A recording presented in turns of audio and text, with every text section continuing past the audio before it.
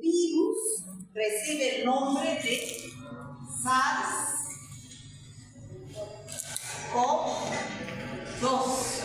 Ese es el nombre del virus, del agente etiológico, ¿no? Del virus. Este SARS-CoV-2 pertenece a una familia de los coronavirus.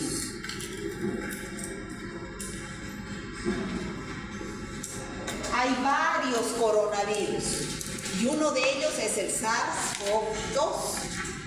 Y este SARS-CoV-2 produce una enfermedad llamada COVID-19. Este es el nombre de la enfermedad o cuadro clínico que produce este virus.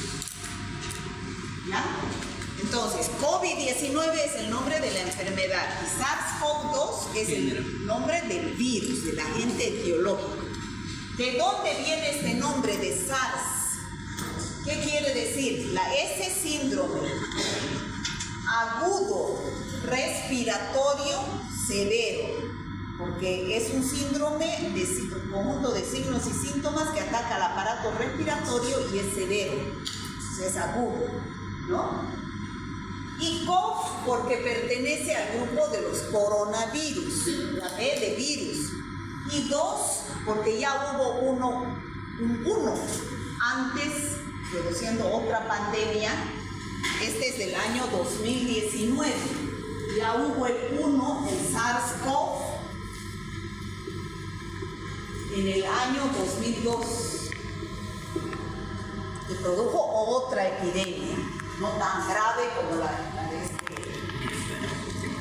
de este 2019, ¿no? Este es el virus.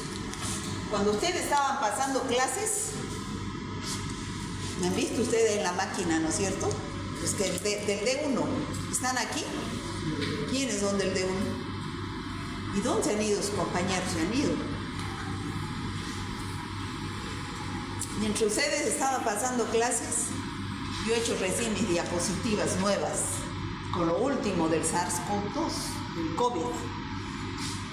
Y las he hecho con un programa. Gamma. ¿Sabe hacer este Gamma? Gamma. Sí, es guía. ¿Sabe? Pero solamente hace 10 diapositivas. Sí. Sí. O sea, toditas he estado haciendo manualmente. Pero ya por lo menos 10 me las hizo. Pero yo he hecho el contenido. Mezclando dos, el Perplexity, que hace el esquema de las diapositivas, y de ahí copiar, pegar al Gamma, ¿no? Bueno, entonces, ese es el virus. ¿Qué es lo que vamos a hacer? Esta presentación abordará los aspectos clave del SARS-CoV-2, desde sus orígenes hasta las estrategias de manejo clínico. Vamos a hablar de los antecedentes históricos de esta enfermedad tan actual y tan grave que hemos tenido últimamente. Vamos a hablar de su clasificación de estos virus, cómo es su estructura y cómo se replica. Vamos a hablar de la clínica que produce, o sea, cómo se manifiestan los cuadros clínicos, cómo se hace el diagnóstico de laboratorio, el tratamiento actual que hay y cómo se previene. ¿Ya? Entonces, antecedentes. Como les decía, estos virus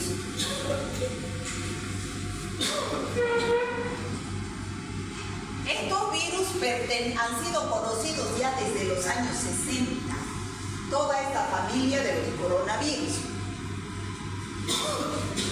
Pero han habido nuevas variantes que han presentado epidemias en el siglo XIX.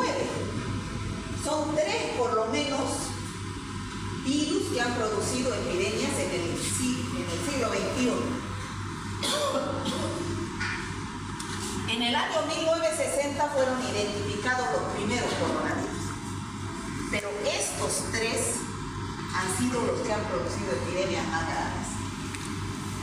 El SARS-CoV, que les decía, en el año 2002, fue un brote en Asia, en China, que produjo un 10% de mortalidad, pero no salió de las fronteras de China, fue una epidemia grave. Se llamó SARS-CoV al virus porque producía un síndrome agudo respiratorio severo. Eso quiere decir SARS, ya les dije, ¿no? Y CoV por coronavirus. Este era el primer SARS-CoV. En el año 2012 surge otro coronavirus, pero en Arabia Saudita, y que venía de los marsupiales, de ahí viene el nombre de MERS, ¿no? MERS-CoV, ¿no? Viene de los marsupiales, en Arabia Saudita, más grave que el anterior, 35% de mortalidad. Están entrando los nuevos alumnos, miren, educados. ¿Los han visto? En fila han entrado. Están detrás de ustedes. ¿Qué han hecho? ¿Se han sentado?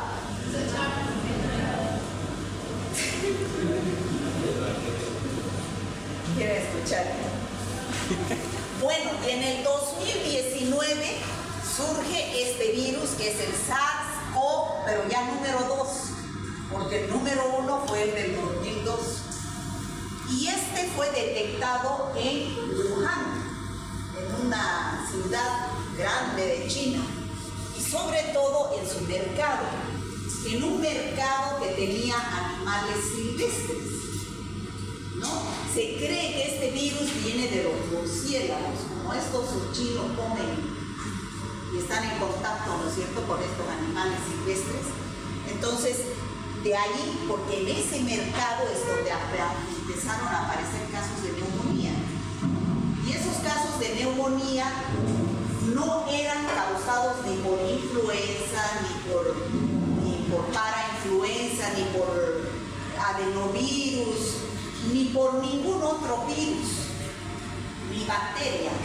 Entonces, como todos epidemiológicamente venían del mercado de Wuhan, entonces se empezó a estudiar y se dijo, aquí surge una nueva enfermedad, hasta que el 6 de enero del 2020 se identifica la secuencia genética de un nuevo virus al que se le da el nombre de SARS-CoV-2, ¿ya? Porque el SARS-CoV-1 era del año 2002. Y el 11 de marzo del 2020, la Organización Mundial de la Salud declara a la enfermedad llamada COVID-19 como pandemia. Entonces ya el 11 de marzo se declara la pandemia del COVID-19. Ahora, ¿cómo se clasifican estos coronavirus? Ya he dicho, la familia es grande, familia coronaviridae. Subfamilia ortocoronavirinae. Ahora, esta familia tiene varios géneros que se nombran con las letras del alfabeto griego. Alfa coronavirus, beta coronavirus, gamma coronavirus, delta coronavirus. Pero, ¿dónde pertenecen los coronavirus que afectan al ser humano? En los beta coronavirus. Y ahí está el SARS-CoV-2. Es un beta, es un coronavirus que pertenece al género beta coronavirus. Y al subgénero SARS-CoV-virus dentro de los beta coronavirus. Esa es la clasificación taxonómica que se tiene del SARS-CoV-2. Que les quede claro, chicos, antes se decía, tiene coronavirus, decían, ¿no es cierto? Pero coronavirus es una gran familia de virus. Hay resfríos producidos por especies de coronavirus del género beta coronavirus, pero no es el SARS-CoV-2, ¿no? Por favor, si se sienta, se queda ahí, o si no, se sale, pero no entre y salga a cada rato, ¿ya?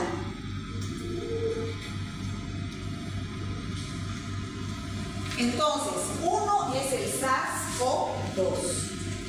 ¿Cómo es la estructura de este virus? Este es el virus SARS-CoV-2. Fíjense qué es lo que tiene. Tiene una glicoproteína. Fíjense, igual que el virus de la gripe, tiene glicoproteínas.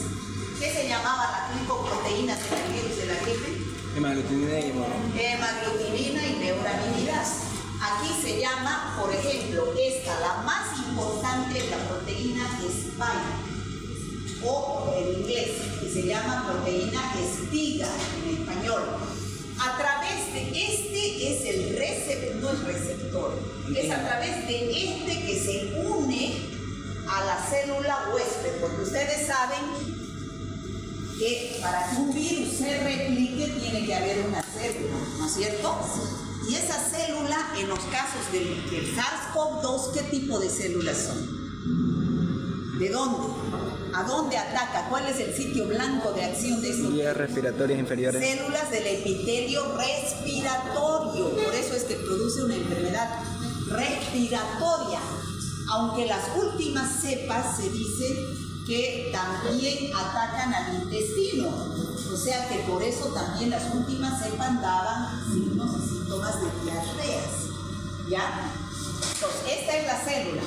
Entonces, este virus, por medio de esta proteína spike, es que se une al receptor de la célula.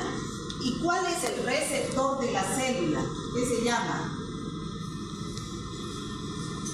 El receptor de angiotensina 2, ¿no? El ECA2, ese es el receptor de la célula que se une al virus, a la proteína spike del virus. ¿Qué más tiene este virus? Tiene una membrana M, se nombra porque define la forma de la envoltura del virus. Tiene una envoltura E, que es esta de acá, que es fundamental para que el virus en el proceso de replicación se ensamble con sus componentes, y la nucleocápside que protege el material genético del virus. El ARN, el ácido nucleico del virus es ARN. Entonces, que quede claro cómo es la estructura del virus, por favor. Proteína spike, membrana M, envoltura E y nucleocápside. Esos son los componentes importantes del virus. ¿Cómo se produce el proceso de replicación viral? Miren lo que me hizo el Gama. Eso, yo no le entiendo a eso. Entonces yo tuve que hacerlo manualmente, este proceso de replicación viral. Fíjense, son 7 pasos. Ustedes ya han visto la replicación de todos los virus, pero este es un virus especial, al igual que el virus de la rabia, el virus del VIH, donde participan enzimas importantes, como vimos en la anterior clase. En el virus del VIH, para su replicación actúan la transcriptasa reversa, la integrasa, la proteasa. Aquí también participan estructuras importantes del virus. Entonces, ¿qué es lo primero que pasa? Aquí tenemos al virus y esta es la célula, la célula receptora, que es la célula del epitelio respiratorio. Entonces, el virus, aquí tenemos, ¿qué es este rojito? ECA. No, el rojito del virus, ¿qué es? Es una lipoproteína spike. Entonces, la proteína spike del virus se une al receptor AC2. Este es el receptor AC2. Este verde es el receptor AC2 o ECA2, dicen algunos libros de la célula. Si no hubiera ese receptor, no hay unión, y si el virus no tuviera la proteína spike, no hay unión, el virus no llega a entrar a la célula. Principalmente dice las células pulmonares, por eso el síndrome respiratorio agudo severo, pero también se ha visto que tiene en las últimas cepas, como les decía, predilección por las células del intestino. Por eso que las personas, además de tener síntomas respiratorios, algunas tenían diarreas, sobre todo por las cepas Omicron, que han sido las últimas. Después, ¿qué es lo que sucede? La proteasa celular, o sea, de la célula, una vez que ha ingresado el virus, hay una proteasa que es lo que hace, facilita la activación de la proteína S, de la proteína spike, permitiendo que el virus se fusione aquí a la célula. Entonces ya el virus está dentro de la célula a través de su ácido ribonucleico. Entonces, ¿qué hace el segundo paso? Entra el virus al citoplasma de la célula mediante endocitosis, ¿no? Mediante endocitosis o fusión directa de la envoltura viral con la membrana celular y se libera el ARN viral. Entonces, por endocitosis ingresa el virus dentro de la célula respiratoria y se libera el ARN del virus. Entonces, el virus ya está dentro de la célula. ¿Qué es lo que sucede después? Ese ARN viral va a dar un mensaje genético a la célula para que empiece a sintetizar sus componentes, ¿no es cierto? Igual que en el resto de los virus. Y entonces, ¿qué se genera? ARN de cadena negativa a partir de él, ARN genómico, y también se producen las proteínas estructurales que dijimos, la spike, la M, la N, o sea, todos los componentes del virus empieza a sintetizar esta célula del epitelio respiratorio. ¿Qué sucede después? Estas proteínas spike, N, E se sintetizan en este retículo endoplásmico y en el aparato de Golgi. Ahí es donde se sintetizan los componentes del virus. Pero después necesitan ensamblarse y formar nuevos virus. En el retículo endoplásmico y el aparato de Golgi se produce el inicio de ese ensamblaje y después se liberan los virus y esta célula se destruye, se lisa. Es así el proceso de replicación viral en la célula del epitelio respiratorio a través de la proteína spike y el receptor ECA2 de la célula del epitelio respiratorio. ¿Está claro? Clarísimo, ¿no es cierto? Igual que en todos los virus, solamente que acá participan un receptor y un correceptor. ¿Cómo es la clínica del COVID-19? O sea, ¿cómo se manifiesta? Después de un periodo de incubación de 2 a 14 días, varía eso. ¿Por qué creen que a nosotros nos encerraban en la época de la cuarentena 2 semanas? Mínimo era, ¿no es cierto? 14 días era el encierro, ¿o cuánto era? ¿Cuánto era el encierro? 2 semanas, justamente por ese periodo de incubación, ¿no? Porque en ese periodo podía presentarse los signos y síntomas y era el periodo de transmisión. Entonces, una media de 5 días. Entonces, ¿cuáles eran? Aquí en esta pirámide se representan la clínica que presenta la enfermedad. Fíjense, en la base de la pirámide está la mayoría de la población. Entonces, el 81% de los pacientes infectados de COVID son asintomáticos o tienen síntomas leves. ¿Dónde está la mayoría de la población? ¿Dónde se localizan ustedes? ¿Aquí? ¿O han sido hospitalizados? De aquí, un 14% puede pasar a una fase pulmonar, que es la segunda fase del COVID. Entonces, el COVID, el virus de SARS-CoV-2 se va a los pulmones y empieza a presentar. En esta fase, o el paciente es asintomático o tiene fiebre, cefalea, alguna tos, pierde el olfato, pierde el gusto o presenta como una gripe, pero no es más. Pero cuando ya empieza a tener insuficiencia respiratoria, ya debe ser hospitalizado, ya debe ser internado, porque la saturación de oxígeno va cayendo. Normalmente debería ser encima del 95% en una ciudad como la nuestra, que está casi al nivel del mar. Cuando baja de 90% es indicación médica hacer oxigenoterapia. Entonces eso hay que hacerlo en un hospital, y además que la hidratación y todo lo demás, ese paciente debe estar internado. La mayoría de los pacientes se recuperan de esta fase, porque es una fase pulmonar, pero hay pacientes que tienen alguna enfermedad de base, algún factor de riesgo, ser personas mayores, inmunodeficientes, o ser obesos, o ser diabéticos, o ser hipertensos. O sea, tener algún factor de riesgo hace que puedan caer a esta 7% de los pacientes que se deben internar, ya que sufren complicaciones porque se internan ya en una sala de terapia intensiva.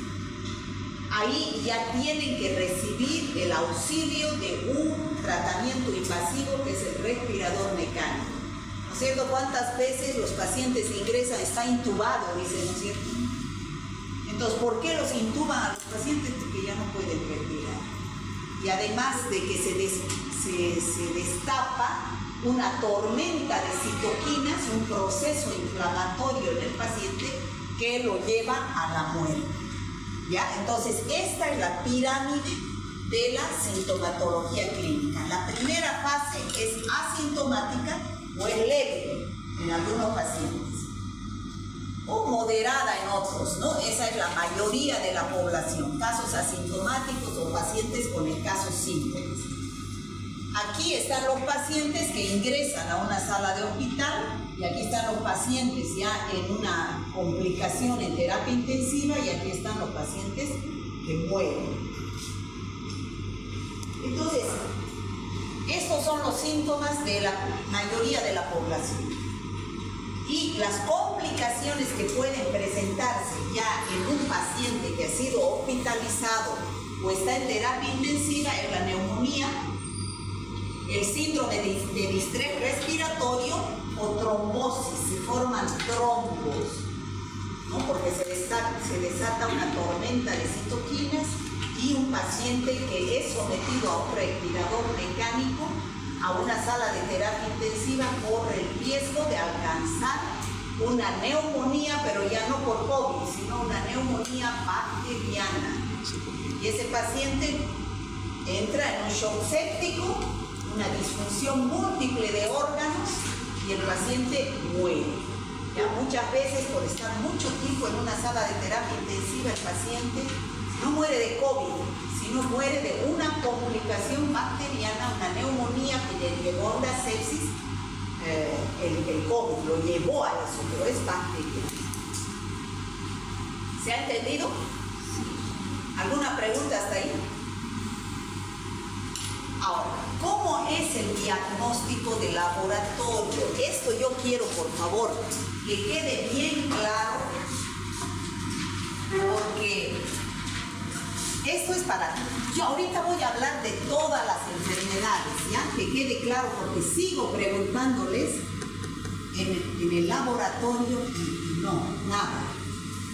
Para el diagnóstico de cualquier enfermedad, de cualquiera, sea bacteriana, viral, parasitaria, por hongos o por lo que sea, me imagino que les han debido hablar lo mismo en parasitología.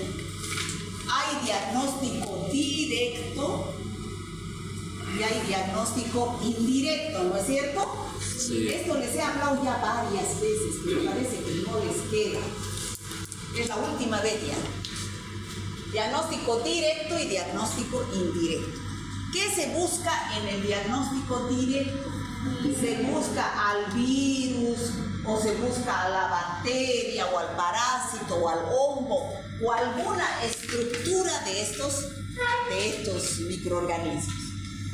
¿Qué se busca en el diagnóstico indirecto? Ya no es directo. Se buscan los anticuerpos que producen los antígenos de estos microorganismos. Porque al ser microorganismos tienen antígenos, ¿no es cierto? ¿Les queda claro eso? Ya. Aquí se buscan antígenos y aquí se buscan anticuerpos. ¿Qué metodología, qué técnicas tengo yo como médico para pedir este análisis o este análisis? ¿De qué depende? ¿De qué depende para que yo pida esto o esto? Depende del periodo de la enfermedad. Exactamente, en todas las enfermedades hay periodos de tiempo, ¿no? Periodos de tiempo. Algunas enfermedades son agudas. Entonces, si son las enfermedades agudas, se manifiesta en días. Pero hay enfermedades que son crónicas, entonces se manifiesta en años, ¿no es cierto? ¿Sí o no? Sí.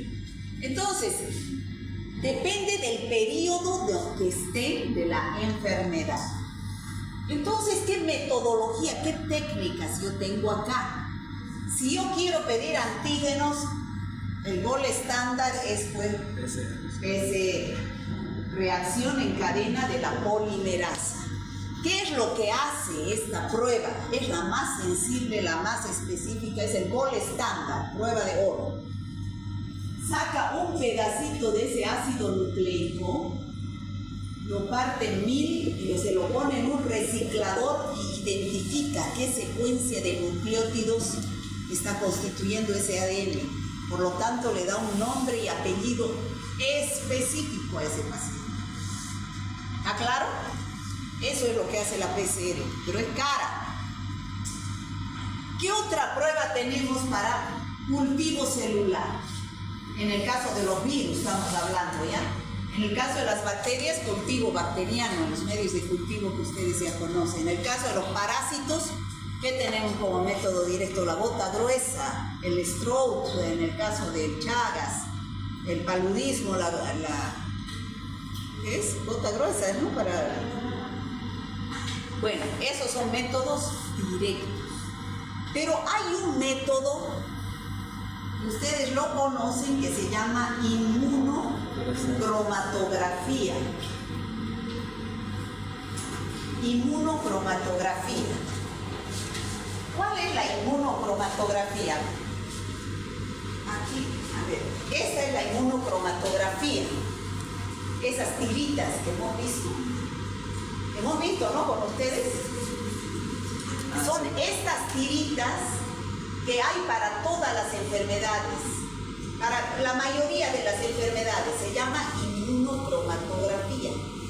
Pero esta inmunocromatografía puede ser para medir antígeno y también hay inmunocromatografía para medir anticuerpos.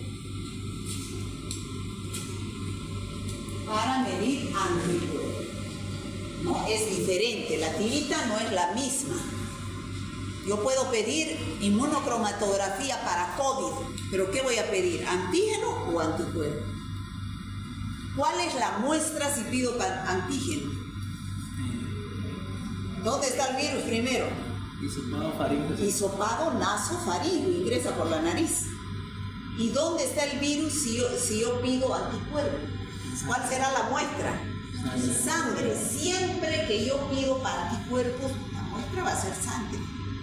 ¿Cuáles son esos? Los anticuerpos son IgM, IgG. ¿Ya?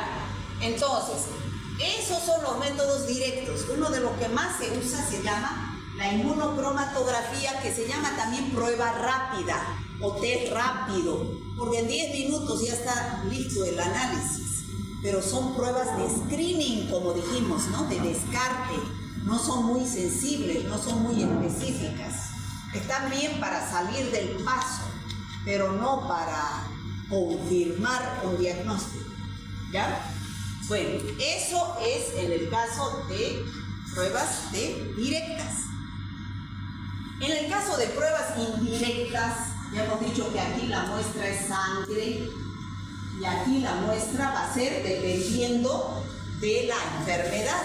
En el caso de las infecciones respiratorias va a ser la secreción nasofaríngea, ¿no? Entonces, Aquí se mide IgM e IgG. ¿Qué pruebas tenemos? Uno, inmunocromatografía. También podemos pedir ELISA de primera, segunda, tercera, cuarta generación. También hay inmunofluorescencia indirecta. Aquí también hay inmunofluorescencia directa, ¿no es cierto? Aquí sífilis, por ejemplo, hay inmunofluorescencia directa. Inmunofluorescencia indirecta. Hay hemaglutinación indirecta. Estas, por ejemplo, pachagas y todos, es lo que más se hace. Entonces, aquí, ¿me han entendido eso? Por favor, que quede claro.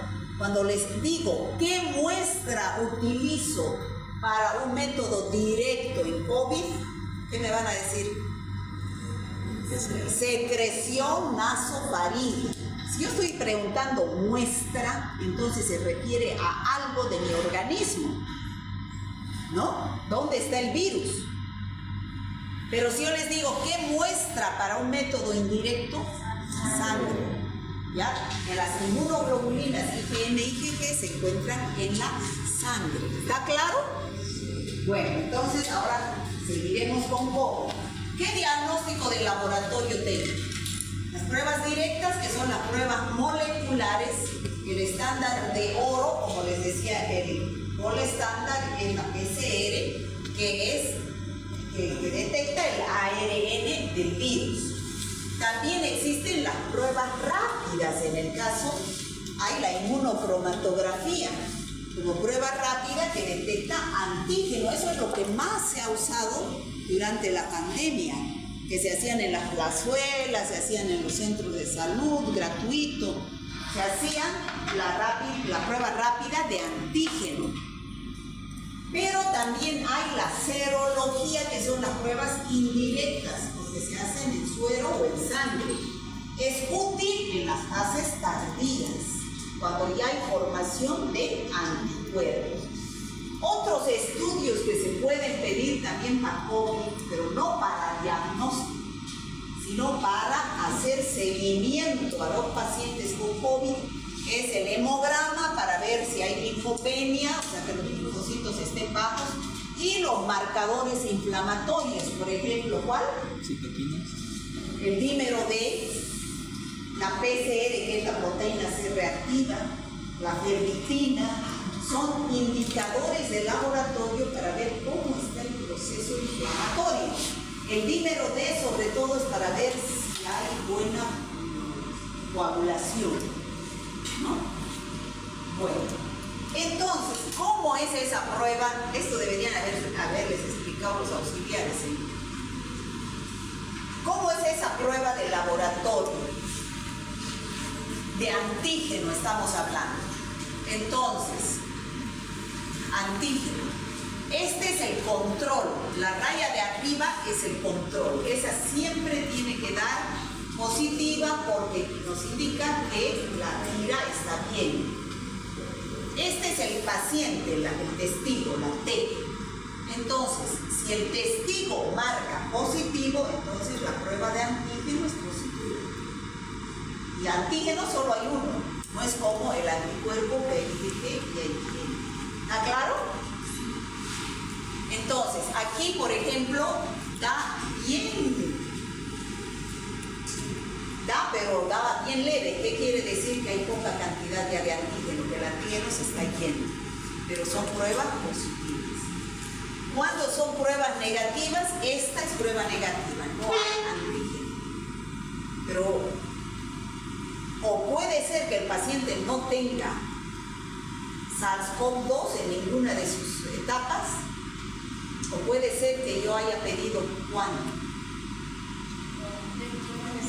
En la etapa de convalecencia. En la etapa, después del día 10, 14, puede que ya no haya virus.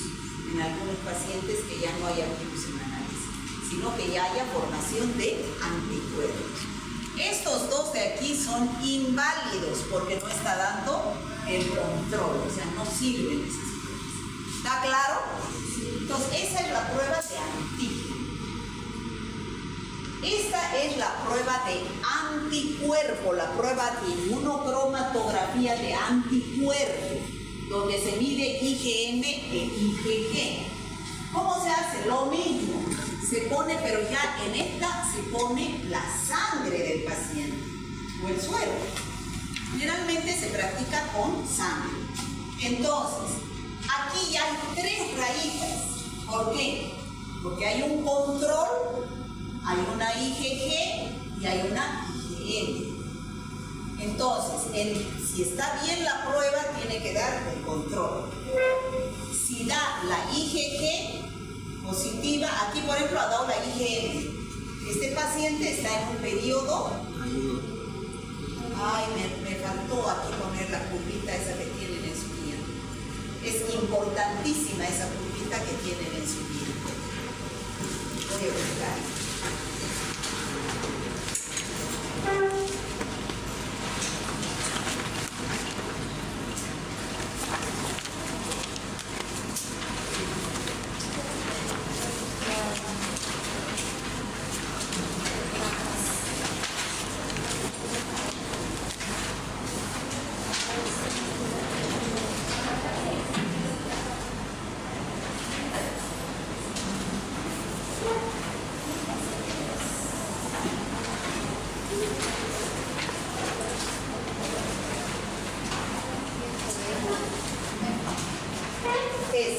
Miren, no se ve.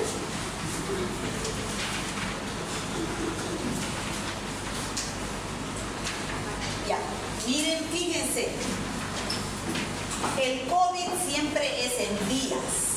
Aquí está hasta el día 28 máximo, no dura más el COVID, se va, ¿ya? Porque es una enfermedad aguda, no existe COVID crónico. Si se detecta IgG después de un mes, no significa que es cicatriz serológica o COVID crónico. Significa que ese paciente se ha recuperado de la enfermedad, pero no es crónico.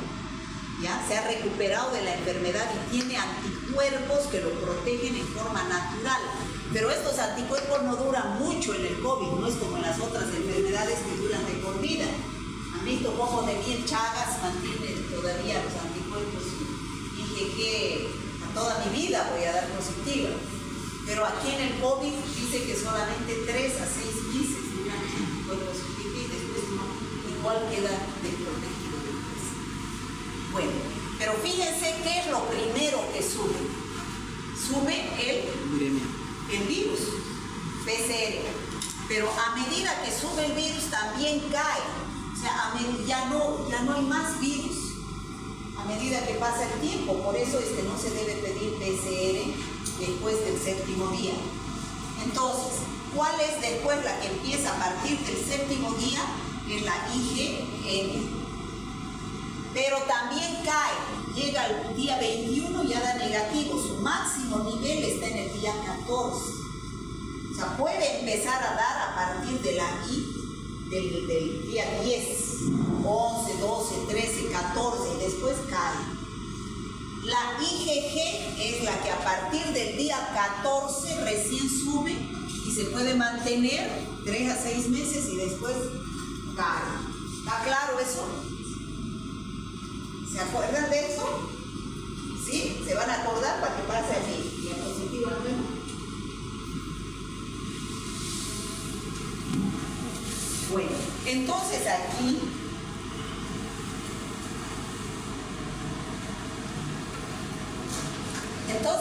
fíjense, la IgM nomás ha dado positiva, la IgG ha dado negativa. ¿En qué día estará este paciente?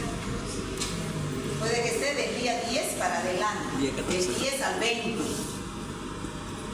porque todavía no hay IgG. Del 10 al 15 para mí que está este paciente, todavía no hay IgG, porque si estuviera en el día 20 ya habría IgG. Este de aquí, por ejemplo, solo ha dado IgG. ¿En qué día estará este paciente? 21 al 28. Este está después del 20, ¿no? Después del 20. Y cuando ya da IgM e IgG positiva, ¿en qué día estará ese paciente? Puede estar del 10, que ya da la IgM positiva, hasta el día 20, ¿no? Puede estar IgM e IgG positiva. Este es un test negativo, solo da el control, y estos son inválidos porque no da el control. ¿Está claro? Entonces, hay prueba rápida para antígeno, donde la muestra es el hisopado nasofaríngeo y es en los primeros días de la enfermedad. Y hay prueba rápida, donde hay inmunocromatografía de anticuerpo, donde se detectan IgM e IgG de acuerdo al periodo de la enfermedad. ¿Está claro? Bueno, ¿cómo es la epidemiología de la infección? La transmisibilidad es alta. Ustedes saben que la fuente de infección son las gotitas respiratorias, ¿no? La vía principal son las gotas respiratorias, los aerosoles, y la vía respiratoria es la vía de transmisión. Ya hemos dicho que los casos asintomáticos son mayores al 40%. Alguna bibliografía dice el 82%, ¿no? La mortalidad es variable del 0,1 al 10%. Los grupos de riesgo son los adultos mayores. O sea, son más de riesgo de agarrar una enfermedad grave, son más los viejos que los jóvenes y más que los niños. Dice que los niños no tienen un receptor del virus en sus células del epitelio respiratorio. Por eso es que no los atacan a los niños, ¿no? Los inmunodeprimidos, los obesos, estos son los grupos de riesgo, siendo los de la edad avanzada con alguna enfermedad de base los que tienen mayor riesgo. Los datos del 2024, ya hasta el 2024, más de 700 millones de casos confirmados mundialmente. ¿Cómo es el tratamiento actual de la enfermedad? Si es un caso leve a moderado, si es sintomático, si tiene fiebre, dolor, paracetamol y hidratación, y la medida clave, aislamiento. O sea que no se debe estar en vida social, porque es transmisor de la infección. Esto en la mayoría de los casos, leves o asintomáticos. En el caso severo a crítico, la pirámide, los que iban ya a la fase pulmonar y a la fase crítica, sobre todo en la fase pulmonar, oxigenoterapia, porque la saturación de oxígeno ha bajado a menos de 90%, ¿no? Hay que estar midiendo con el oxígeno. Corticoides, dexametasona, para frenar ese proceso inflamatorio que se desata en estos pacientes. Y antivirales. Los antivirales que se han probado, pero todavía están es el Remdesivir, el Molnupiravir, el que tenemos en Bolivia es el Remdesivir. Cada ampolla se compraba en 2.500 bolivianos en la época del COVID y había que poner 7 días, ¿no? Entonces, y este Remdesivir que solamente inhibe la replicación viral, o sea, se debe colocar en los casos leves, no cuando el paciente ya está internándose, sino para evitar los casos graves, ¿no? Al inhibir la replicación viral. Y en los pacientes que ya están hospitalizados, sobre todo los que están en terapia intensiva, se dan inmunomoduladores como el tocilizumab. ¿Qué es eso? Impide que haya esa respuesta inflamatoria tan acelerada del paciente. No recomendados antibióticos, inclusive se daba acitromicina. Decían que la acitromicina, ¿cómo se va a dar acitromicina si la infección no es viral, no es bacteriana? No, pero se daba acitromicina al principio porque decía que tiene acción. Se daba el antiparasitario, ¿qué? Ivermectina. Ivermectina, se vio que en Australia se vio que la ivermectina inhibía al crecimiento del virus, pero tenía que administrarse gran cantidad de ivermectina, que era tóxica para el organismo humano para que pueda producirse. Después se vio que la ivermectina no sirve, ¿no? Hasta la cloroquina también se usa. Entonces, ¿cuál es el tratamiento actual? Esto todavía no lo he editado bien, no me gustan a mí las letras así chiquitingas, pero así lo he hecho ahí en el laboratorio, todo esto es actual. Incluye principalmente antivirales, pero ya les digo, los antivirales es en los casos todavía que no son graves, para evitar que pase al caso grave. ¿Cuáles son los antivirales? El Paxlovid, el Remdesivir, el Molnupiravir. Esos son los antivirales que se están utilizando para COVID, ¿no? Que se administran, el más utilizado es el Remdesivir, que se administra por vía intravenosa y puede utilizarse tanto en pacientes hospitalizados como no hospitalizados, pero no en la fase crítica, no en la fase grave, ya no hay para qué en la fase grave. Esto es para inhibir al virus de que no llegue a la fase grave. A los casos graves se dan los inmunomoduladores, como les dije, tocilizumab, que ayudan a calmar la respuesta excesiva del sistema inmunológico, que es lo que lleva a la tormenta de citoquinas y hace que se formen coágulos en los pacientes. En Italia se han descubierto los cadáveres de pacientes que murieron de COVID, que tenían coágulos sanguíneos. Entonces, ¿qué es lo que se pone además en esos pacientes que se hace el dosaje del dímero D para ver cómo está la coagulación? Y da alto el dímero D, se da anticoagulantes para prevenir complicaciones como coágulos sanguíneos en pacientes hospitalizados. ¿No han visto que ponían en el estómago, ponían la enoxaparina? La enoxaparina es un anticoagulante para prevenir coágulos sanguíneos. Este esquema de tratamiento es el más actualizado y aprobado por entidades como el FDA.